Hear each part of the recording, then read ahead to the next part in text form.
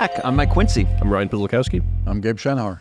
So the three men sitting around this table right now have certainly seen an evolution of vehicles over the last several decades, maybe the proliferation of sedans, and then the popularity of minivans, and of course, the rising sales, always of pickup trucks. But what we've been living through lately, and in my opinion, a bit too much, are nothing but SUVs.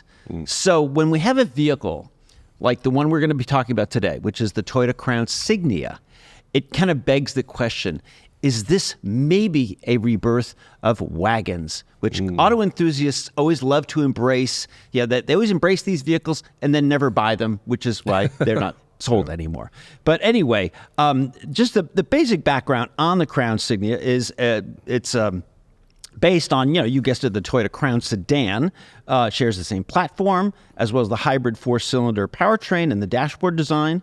Where it differs from the Crown is that it actually is a hatchback. It doesn't just look like a hatchback like the Crown is. I don't know about you guys, but when I first saw the Crown, I thought, oh, it's cool. It's a hatchback. But instead, it has a trunk, right? Right. So we're good. We're good on the hatchback design of the Signia, and they both have the same 240 horsepower, 2.5 liter hybrid four-cylinder engine, matched to a continuously variable transmission. And certainly the crowning achievement here, of course, is the Toyota hybrid fuel economy and cruising range. EPA estimates for the Crown Signia are 38 miles per gallon overall, and we'll know more when we complete our own formal testing. We bought a nicely equipped limited model, added an advanced tech package, which includes lane change assist, front cross traffic alert, among other features. We also added special paint, aluminum door sills, and a few other odds and ends, bringing the grand total to $52,455. So, with that, you guys, the Crown Signia, is it a wagon or is it an SUV? I think it's whatever it strikes you as on first sight. When I saw it first, I thought it's a wagon. Now, how do you define a wagon and a hatchback? I mean, is it the angle of the rear window? Is it the length of the rear overhang?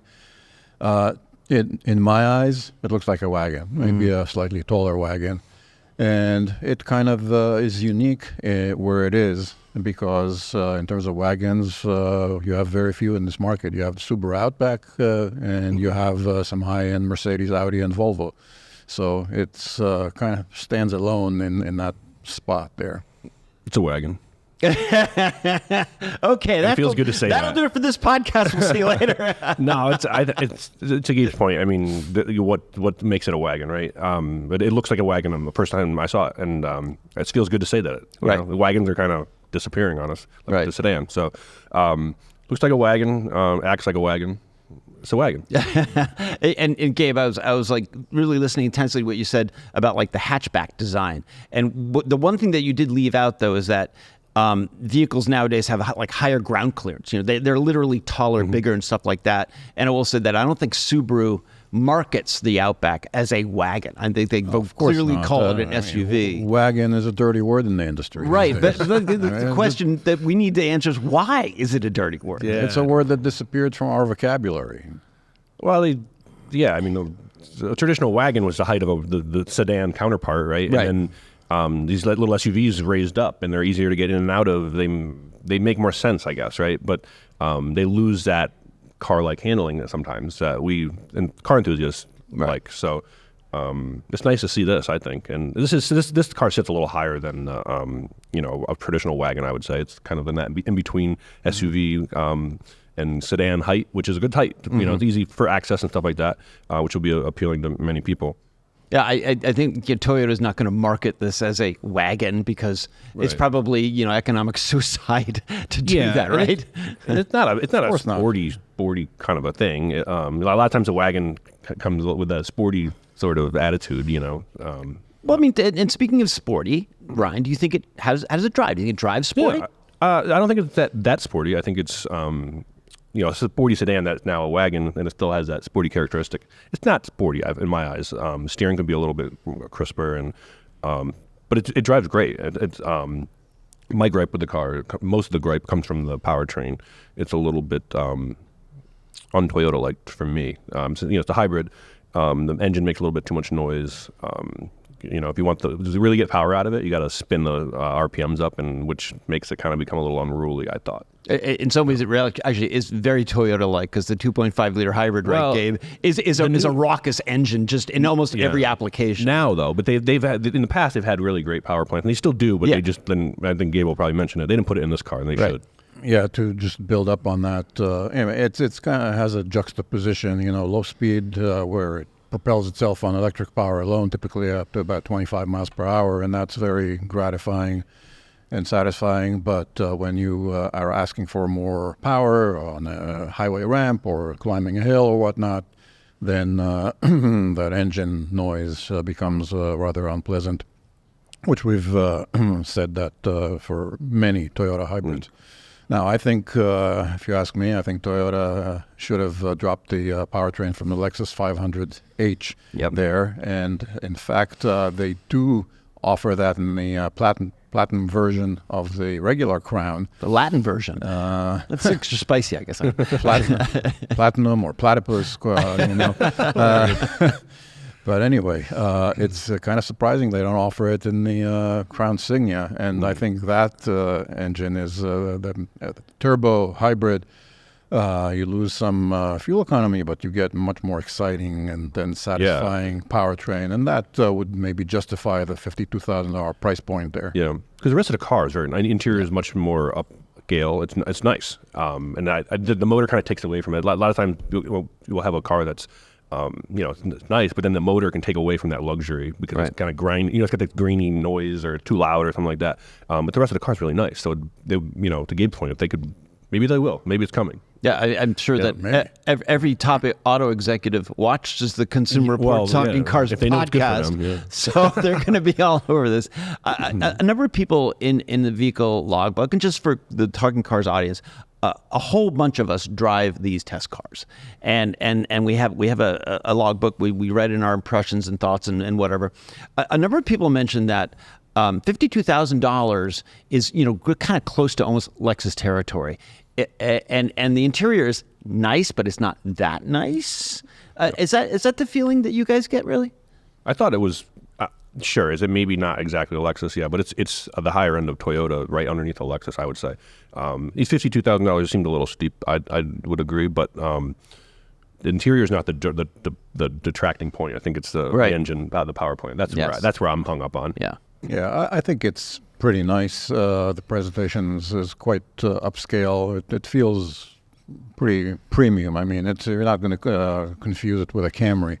Right. And but I think the price point tends to bump against where a Lexus RX might be, but there are some people that just have an aversion of having a premium brand like a Lexus or a BMW and rather be more lie low and drive a Toyota, but feel that they get the premium features and premium feel.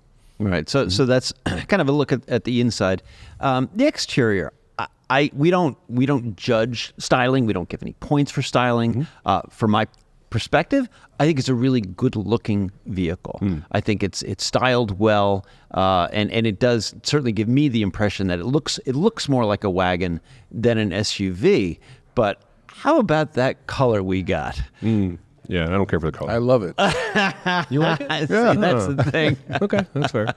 It's kind of like this ember glow, copper-ish thing. It's copperish. Yeah, it's not my cup of tea, but it definitely sticks out. I mean, you can see it. Yeah. As soon as I saw it, when Neil, the person who was assigned to buy the car, I said, "Get it," because every car in our fleet is just 50 shades of gray. So it's nice to have something a little, out there, something a little fresh. We do try to get exciting colors when we're buying cars. Otherwise, everything ends up white or that's blue. One of the things that Gabe said to me when I went out to buy my first test car for the Consumer Reports test program is get the brightest color you can. It photographs well. Right. So that's always the thing going forward. But yeah, you're right, Gabe. It seems like just every car it's white, it's black, it's gray, it's silver, it's whatever.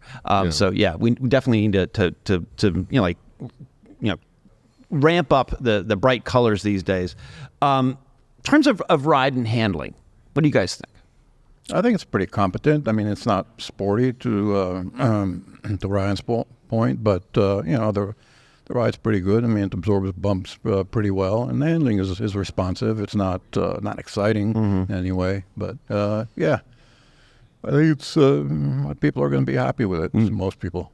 Yeah, I agree. It's just a pretty easy car to just get in and drive. It doesn't do anything, offensive, but it's competent. And even when you push it a little bit, it hangs on. It doesn't do anything erratic. So I think people will be happy with it. Go ahead. Sorry. No, it's just it's one of those cars where it's like it's not overly exciting, but that's not the kind of car it is. It's going to be especially as a wagon, it's going to be maybe used for some utility stuff here and there. It's going to get the job done without being uncomfortable or not comfortable enough. Yeah, I was pleasantly surprised with ride comfort, despite the 21-inch tires with low profile. Yeah, it seemed to fall into the category of pleasant.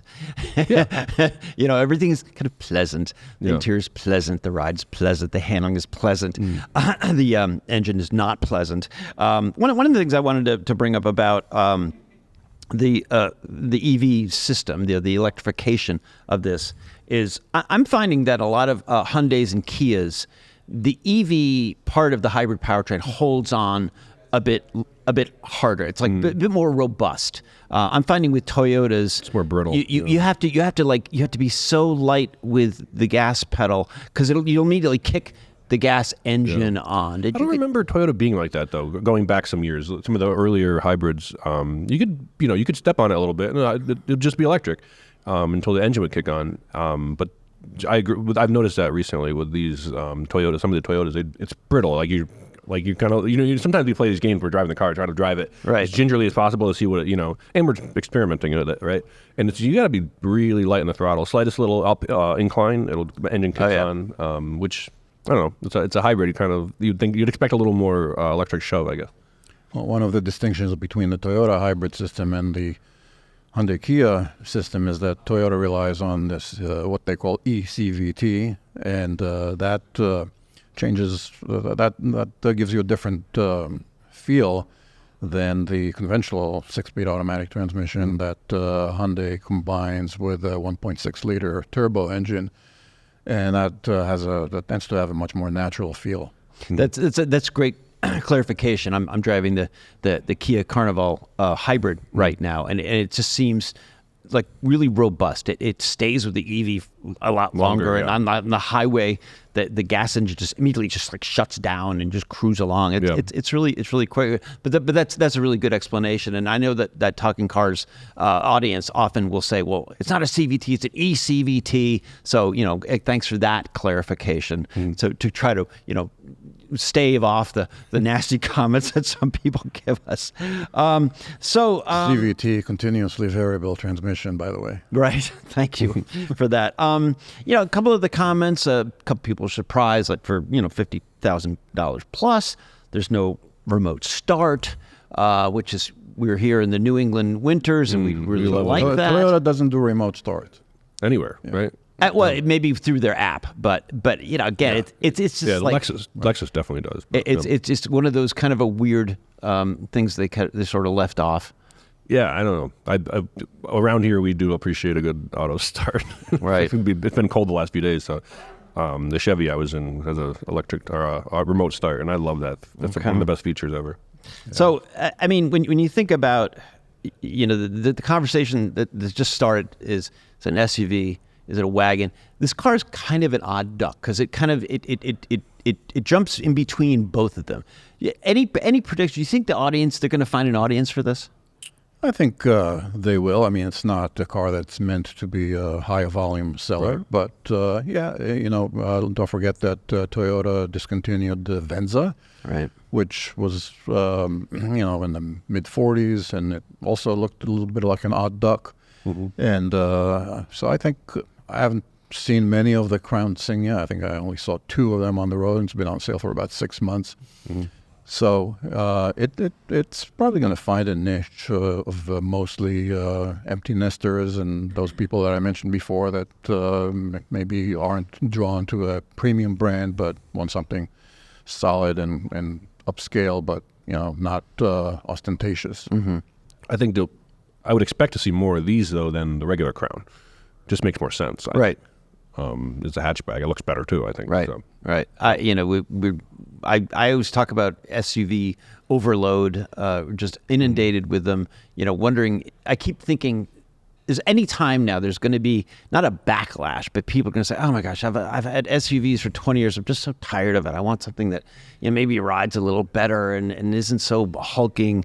And there was a time when there was a Toyota Camry wagon, there was a Honda Accord wagon. There were wagons everywhere. They had it was a sedan and then a wagon counterpart. Right. So you might see some people that had a Sienna or a Highlander and have gotten used to some of the utility and the practicality of an SUV and want to keep that, but they can see something a little more stylish, a little more, a little lower, and not so.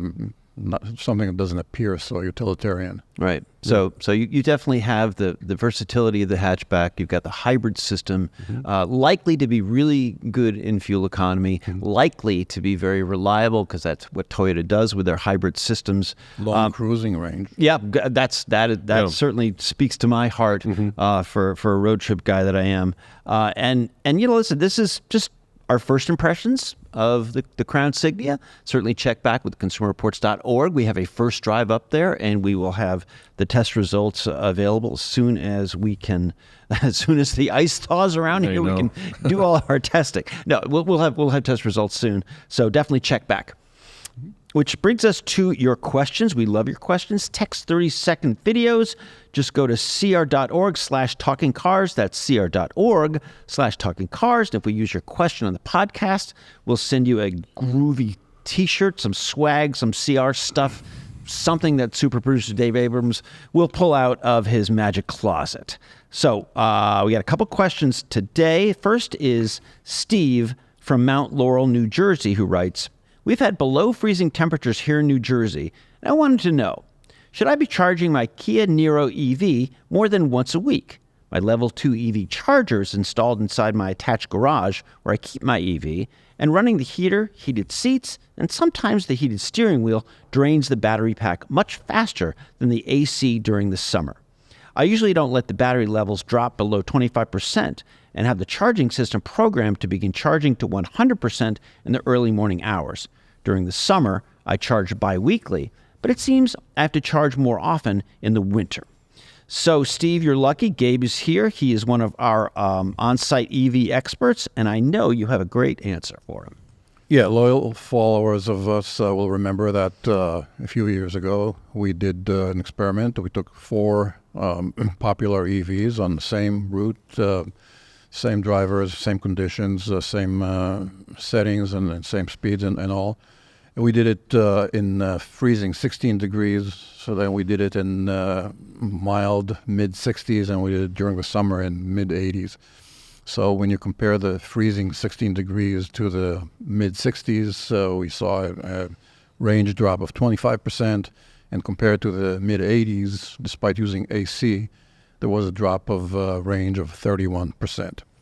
So everything that he's saying completely checks out. Okay. And a few other things to keep in mind. Everybody got used to intuitively thinking that using AC, based on an ICE car, internal combustion engine, compressor, the whole thing, it will sap more energy. But in an EV, it's all different because in an ICE car, you get heat for free. The engine produces so much heat that, sending some heat to the cabin is no big deal. In an EV, you have to produce that heat from scratch, and that saps a lot of energy. And in addition to that, you have the battery management system that will want to keep the battery at a certain temperature, and that also sucks some energy. Also, the difference in temperature in the summer. You set your cabin temperature 72 maybe, and outside maybe 82, 85 degrees. The delta temperature is not that different. Compare that to 20 degrees temperature outside, and you're asking the car to give you 72 degree in the cabin. That's a difference of 50 degrees. So That's a huge delta T. I don't know did you bring your calculator? I didn't know there was going to be a test. No, it makes sense. But it shows that even if you go EVs, there are compromises. I know that when you talk about tires, and Jennifer Stockberg talk about tires, she said you're always compromised. You're getting grip, but you're getting less fuel economy. You're getting a worse ride, or you're getting noise. And a lot of people think that an electric vehicle will it'll solve all of my problems. But it is subject to Sure. extreme temperatures, just like any machine, anything like that. So there's positives and negatives going EV, and that question, was a good example of that. And I did mention tires, which is great because we have a question about tires. This is Robert from Houston, Texas. If my budget allows for only 2 new tires, should I install the new pair on the front or rear of my front-wheel drive car? Thanks for all your hard work. So, Ryan, you mentioned in our pre-production meetings, this is the oldest question in the book. it's a classic old tire question. It's a great question. But common. I mean, you keep getting it. Yeah, no, it's a great question because this happens, right? Ideally you change all 4 tires at once, right? Because you rotated your tires and they all wore out perfectly evenly, and you maintain your car perfectly, right? So that's not always the case. Sometimes you get in a situation where money only allows 2, you need 2. No matter what you're driving, you put them on the rear axle. And this sounds counterintuitive, especially on a front-wheel drive car because it's front-wheel drive, your power's going on the front wheels. This comes from the old days before there was stability control. The new tires go on the rear for a more balanced handling. In other words, you're better off having the car understeer, meaning the front wheels lose grip, than the rear wheel oversteer, which the rear wheels lose grip. So that practice has been in place since the beginning of tires, basically. You always put a set of 2 new tires on the rear. Now, today, we have stability control, so this is mitigated quite a bit. However, stability control only works out well if you have grip on the rear axles, where the new tires are. So it's still in place, no matter if it's front-wheel drive, rear-wheel drive, all-wheel drive. You always put a set of 2 on the rear. If you are doing on a rear, if you're doing it on an all-wheel drive car, you just want to make sure you're within the tolerances of tread depth for the vehicle. So some all-wheel drives need the tires to all be within a certain range so they don't screw up the drive system, because they could be spinning faster or slower than each other. So put on the rear axle, assuming you make sure your front tires aren't terrible. Right. Because people can get into that sort of situation. Ideally, you change them all at once, rotate them. That will give you better even wear, and then you can replace them all at once. Because sometimes you get into the cycle of replacing 2 at a time. The tires that you had, they might not be able to get anymore. So you end up going with hopefully the same brand and the next model of that tire, so it maintains similar grip. But because you don't really want to be mismatching tires either. So. Right. What's the rotation interval? Every how many miles? So you should rotate every 5,000 to 8,000 miles, depending on your oil change intervals. Nowadays, they're some of them around 7,500. That's not a bad thing to do, but definitely rotate them because it saves you money and it's just better balance handling for the car. Now, Robert's from Houston, Texas. Would your answer be different if he was from Vermont? No. Nope. It would be even more important if you're driving in snow and stuff like that. Right. So oversteer is a more difficult thing to correct than understeer in a vehicle. So for the average driver, you want the grip in the rear. Yeah, and for those of us who've lived most of our lives in the Northeast, we've certainly seen front-wheel drive cars with big chonky front tires and nothing in the back. Yeah. So yes, to your point. Yep. Yeah. That's a great question though. Well, Robert, thanks for the question. And tire questions are always real popular here on Talking Cars. So again, we love getting them. And that will about do it for this episode, which was, of course, produced by super producer Dave Abrams and ably edited by Andrew I Still Play Hockey Belize, and of course, the great Anatoly the Great Shumsky. As always, check the show notes for more information on the vehicles and topics that we discussed. Just a reminder, keep your questions coming. Go to cr.org/talkingcars. Thanks so much for tuning in. We'll see you next time.